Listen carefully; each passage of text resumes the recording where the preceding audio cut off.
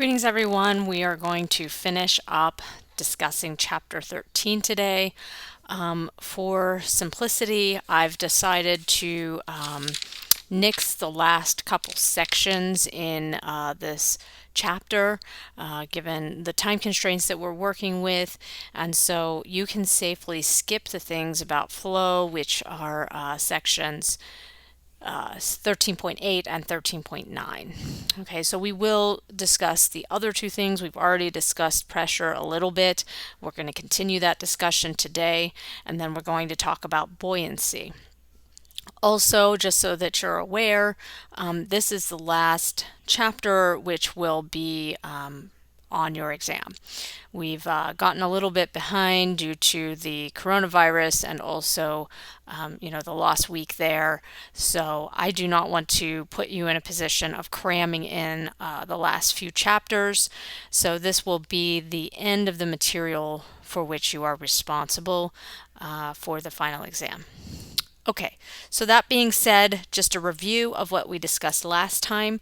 We talked about pressure in a liquid, and we basically said that the thing that mattered was the depth, not necessarily the shape of the container, but how deep you are in the container. And this is why something like a water tower will achieve greater pressure at the bottom, regardless of its shape. The taller that you make the water tower, then this is going to be deeper at the bottom and you will achieve more pressure. And so pressure is experienced on all surfaces of an object that's in some kind of a liquid, and that's because we have force per area is how we define pressure. But the depth matters too, and the deeper we are, the more pressure will be at that point in the fluid. And so if we do this experiment that we discussed last time of putting holes in a cup of water, you'll see that the water spurts out the fastest from the bottommost hole where the pressure is the greatest. Okay, so we're going to take pressure a little bit further today and introduce Pascal's principle. The idea of Pascal's principle is that pressure can be transmitted in a similar way that tension is transmitted through a rope. So remember that the equation for pressure, as I just mentioned on the previous slide, is force divided by area. So what that means is if you have a fluid that's enclosed, as depicted here in this U-pipe, and I apply a force here, I can transmit that pressure all the way around to the other side of the U-pipe and achieve the same amount of lifting force, assuming that these are the same area. Then whatever force I push down with will give me a certain pressure that is transmitted undiminished over here. And if this is the same cross-sectional area for this end of the tube, then it will lift with the same amount of force. Of course, we can actually exploit Pascal's principle to allow us to lift heavier things. How can we do this? Well, the area could be different. So if, again, we have pressure equal to force divided by area, and we have on one side a very small area, and on the other side a very large area, then you can see that if you solve this equation for force, then on this side of my U-shaped pipe, I have a small a, and I'm pushing with a small force. That pressure is undiminished as it transmits to this end of the U-pipe. And so now, in order to lift this heavy thing, which is going to require a lot more force, I can balance this equation by having a larger area. Okay, and this is how I could possibly hope to lift some 500 kilogram thing on the other side, and it's because it's the pressure that stays constant, not the force. So I can toy with the amount of force and the amount of area given the fact that this pressure at point A is the same as the pressure at point B. Okay, so that finishes up our discussion about pressure. Let's move on now and discuss the idea of buoyancy. So you may have noticed that if you have ever been inside a swimming pool and you try to lift somebody, it appears as though suddenly they weigh a lot less than they would when they're standing on the side of the pool. And that's because there is some buoyant force pushing upward on any submerged object.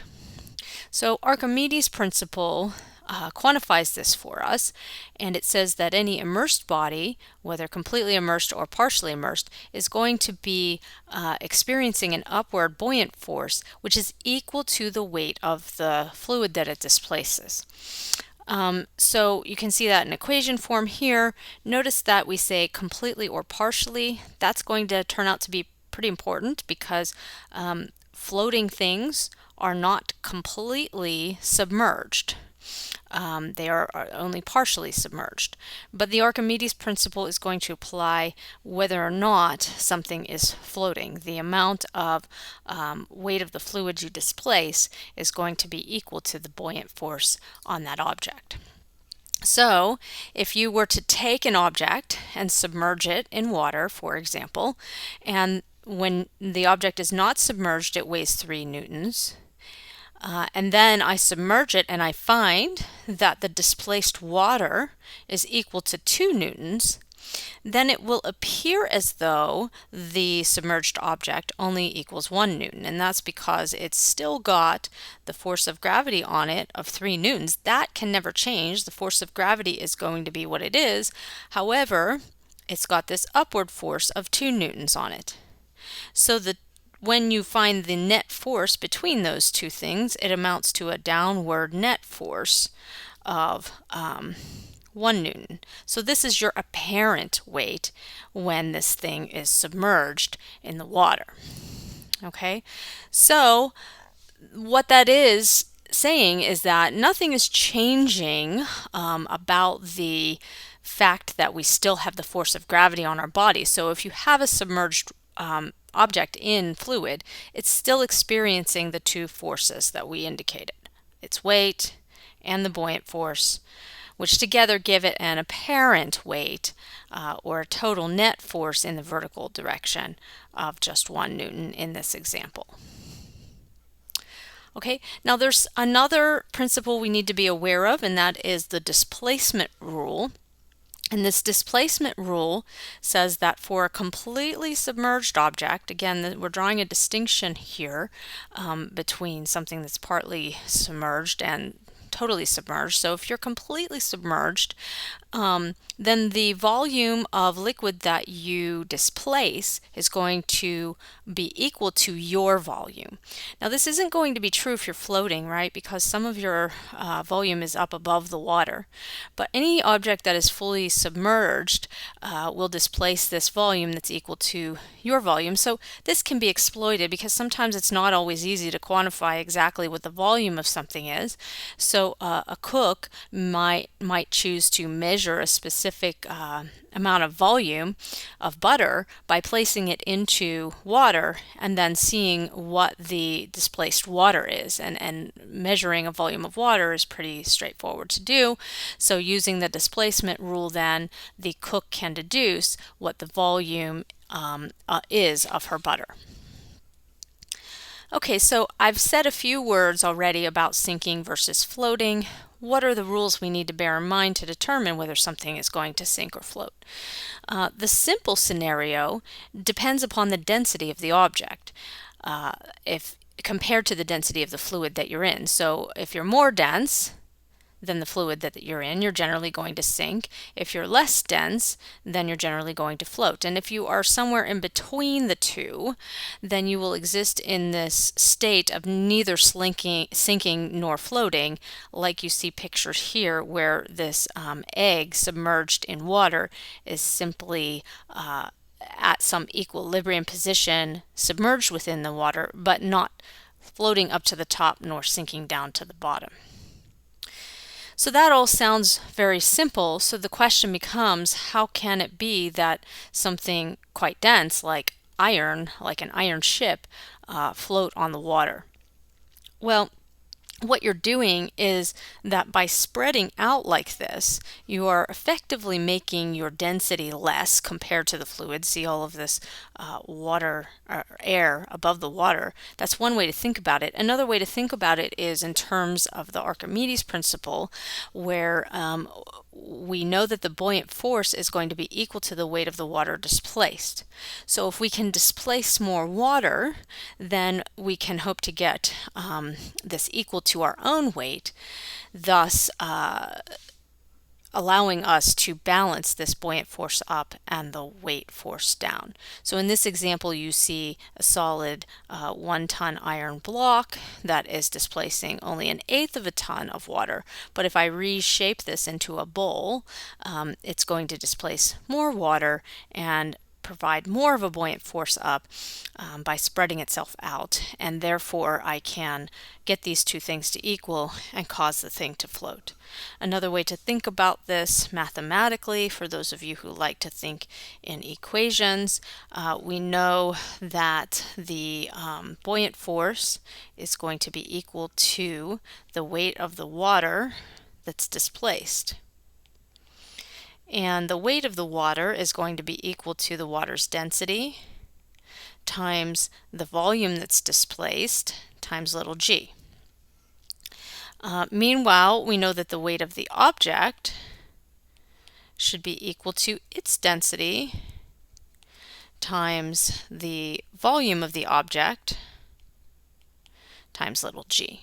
If we want these two things to equal one another,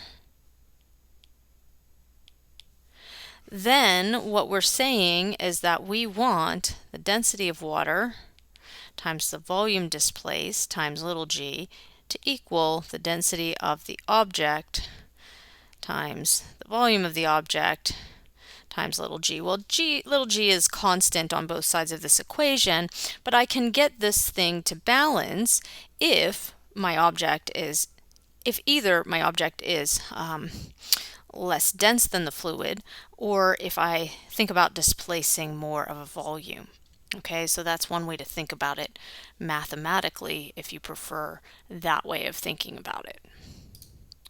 Okay, so again, all of these clicker questions I'm showing you, feel free to pause the video and think about them before proceeding, but this example makes use of the idea of flotation along with the idea of displacement.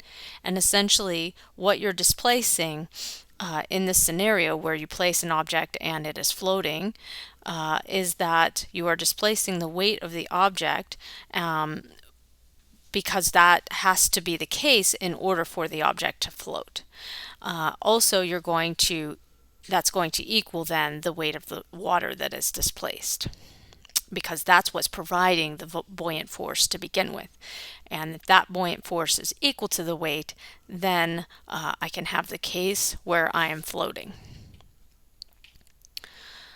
Okay, so to summarize the two different scenarios here where you're either fully submerged or you're floating. For an object that is fully submerged, then the volume of the fluid that is displaced is going to equal your volume. If you're floating, then the volume of the fluid you displace is only going to be equal to the portion of the object that is actually submerged.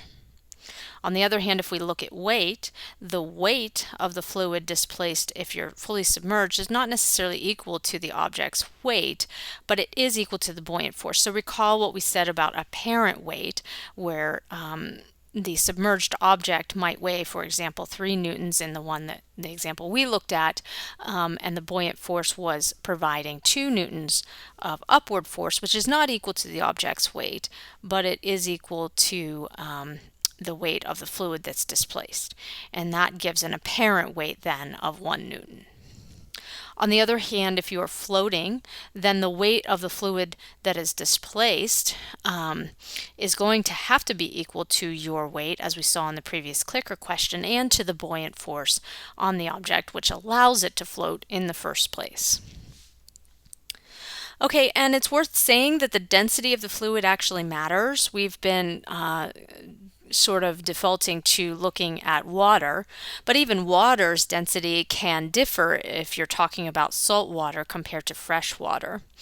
The denser that a fluid is, the greater buoyant force it can exert on a body. So if a ship is floating in salt water, it's going to float up higher in the salt water because it's more dense compared to when it floats in the fresh water. And this is why you can think of some everyday examples from your own experience that seem to fit with this. So if you have salad dressing, then the less dense oil is going to experience more of a buoyant force by the greater dense vinegar, and so that's why it's going to float on top of the vinegar. Likewise, I had showed you this middle picture of this egg that was sort of not really floating or not really sinking in a cup of water. What I didn't tell you is that the reason that it's in this condition is because salt has been added to this water to make it more dense and provide more of a buoyant force. If you put an egg into fresh water, you will see that it sinks to the bottom. However, adding salt can offer more buoyancy, and the egg can go from a state of sinking to a state of equilibrium to, if I add enough salt, actually floating in the water. Another everyday experience that you might have had that you may not think of as an example of buoyancy are the helium-filled balloons that will float in air. And the reason for that is because gas, first of all, is considered a fluid, and so it behaves in a similar manner to the way water would. And the helium that is filled in your balloon is less dense than the air around it, which is made primarily of nitrogen, and so therefore the helium balloon can actually rise and float in the air. Okay, that polishes up Chapter 13 for us. Again, this is the end of the material for which you're responsible for the final exam. And good luck studying, and we will talk again perhaps in the future.